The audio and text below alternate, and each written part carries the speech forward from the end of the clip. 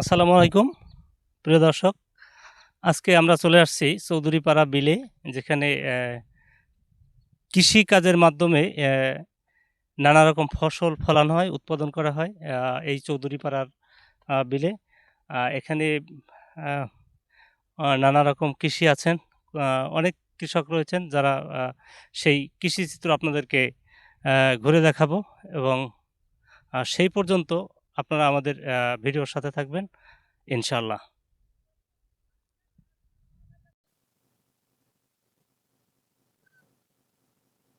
আসসালামু আলাইকুম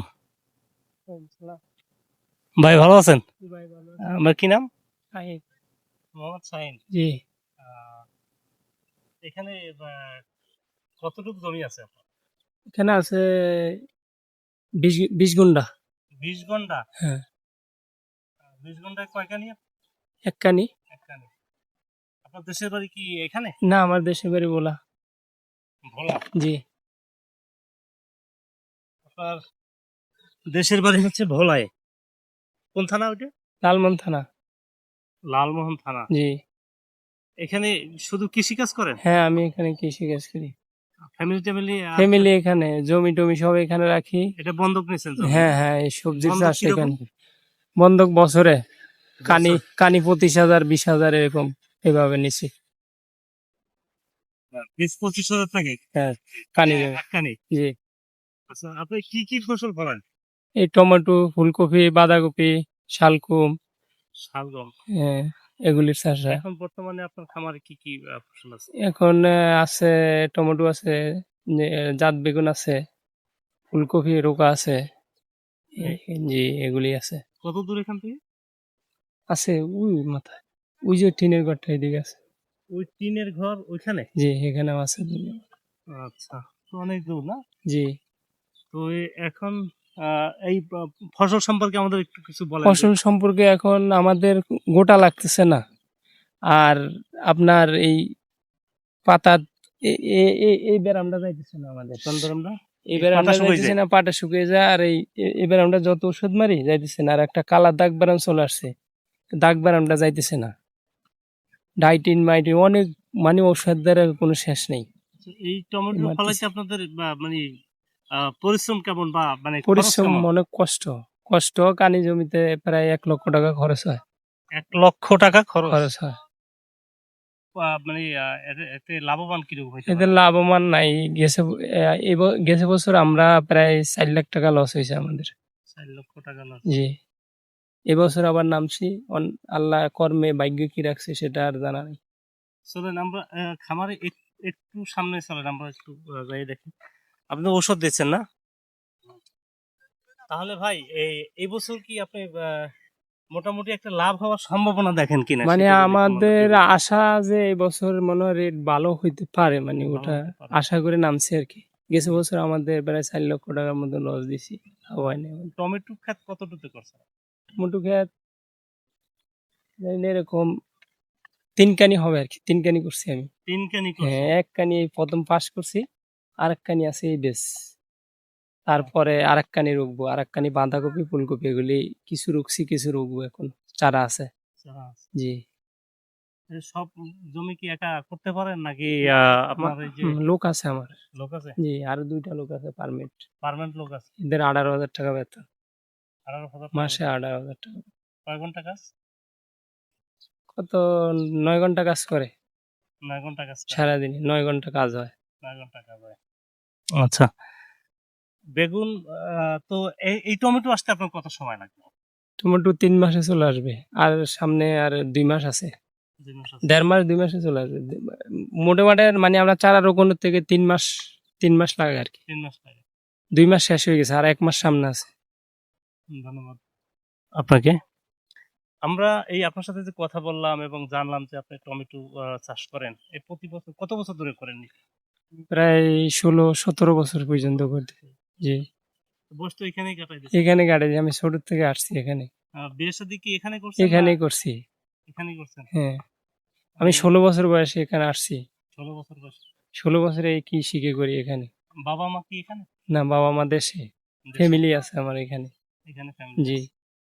আচ্ছা, আপনার আমরা দেখলাম এখন এই টমেটো চাষ যদি মনে করেন যে এই কৃষিকাজ যারা করে, যারা বেকার আছে, তারা যদি এই ধরনের কাজ করে যার যার গ্রাম থেকে, তারা কি আসলে লাভবান হতে পারবে কিনা, এটা আপনার চিন্তা ভাবনা? লাভবান হবে না স্যার। কেন কেন লাভবান হবে না? ওষুধের দাম বেশি, সারের দাম বেশি, মানুষের দাম বেশি, তাতে আমাদের মানে পোষায় মানুষ না। না, মনে করেন ছোট ছোট আহ, নিজের জমি থাকলে, যারা মনে করেন আপনার তো জমিটা বন্ধক নিতে হয়, যাদের নিজস্ব জমি আছে তারা যদি কৃষিকাজ করে তখন লাভবান লাভবান এখন নাই, এখন কৃষিকে লাভবান নাই, এখন কোন রকম ডাইল ভাত খাওয়া আর কি এখন লাভবান হয়। মানে টিকে থাকা যায়। এই টিকে থাকা যায় আর কি, ডাইল ভাত অতটুক জোড়ে আর কি, এর পরিবর্তে কিছু জোড়ে না। সিজনে ধরেন 4 লাখ কম দিলে 2 লাখ টাকা আসে, 2 লাখ টাকা তো ফ্যামিলির খরচে হয়ে যায়। যে বছর তার রেট ভালো থাকে 2 লাখ 3 লাখ টাকা আসে, রেট ভালো নাই, হ্যাঁ, কমও পাওয়া যায় না, চালানো পাওয়া যায় না, চালানো পাওয়া যায়। চালানো পাওয়া যায়। তারপরে তো এই সেক্টরে টিকে আছেন। ঠিক আছে, আমরা পড়ালেখা করি নেই, ছোটকাল পর্যন্ত তো এটাই আর, এটা ছাড়া আর কি করব। আর কতদিন করতেছেন এটা? এটা যতদিন শরীরে বল আছে ততদিন, বল চলে গেলে আর কিভাবে আর পারবো, বল চলে গেলে আর কেমনে, এখন বল আছে দেখে না পারতেছি। কানি প্রতি 25,000 টাকা বছর বন্ধকি। বন্ধকি আছে 25,000, 25,000। আর কানি প্রতি ধরেন 80,000 খরচ যায়, এবার এসে 1 লাখ টাকা খরচ যায় কানিতে, কানিতে 1 লাখ টাকা 1 লাখ খরচ টাকা। হয়। সুপ্রিয় দর্শক, আমরা এই কৃষক এবং কৃষি নিয়ে যে তথ্যগুলো আজকে পেলাম, দর্শক, আমরা কথা বলছিলাম একজন উদ্যোক্তার সাথে, কৃষি উদ্যোক্তা, যার সাথে কথা বললাম, আমরা তার ভেতরের খবর জানতে পারলাম, সামান্য মাত্র হলেও জানতে পারলাম যে কৃষি সেক্টরে আসলে সবাই ভালো নাই। ভালো ততটুকু আছে যারা খেয়ে পরে মোটামুটি আছে ডাল ভাত খেয়ে। দর্শক, কৃষি কাজ করলে কারো লাভ হয়, কখনো কখনো কারো লোকসান হয়। এই লাভ এবং লোকসানের মধ্য দিয়ে আমাদের জীবনটা চলতে থাকে, কারণ জীবন গতিময়। এখন যারা গ্রামে আছে, যাদের জমি আছে, আমরা যার সাথে কথা বলছিলাম, যে উদ্যোক্তার সাথে আমরা কথা বলছিলাম, এমন একজন উদ্যোক্তার সাথে যারা জমি প্রতি বছর বন্ধক নিতে হয়, বৈশাখ টু বৈশাখ জমি বন্ধক নিয়ে তারপরে কাজ করতে হয়, এবং এইখানে শ্রমিক খাটানো হয়। সেই শ্রমিকের যে একটা ব্যয়ভার আছে, সেটা সবাই মেটাতে পারে না। সেই কারণে অনেকের হয়তো লস হয়ে যায়, অনেক সময় পোকামাকড়ের আক্রমণ থেকে রক্ষা পেতে অনেক ব্যয়বহুল হয়ে থাকে এই কৃষি সম্পদ রক্ষা করা।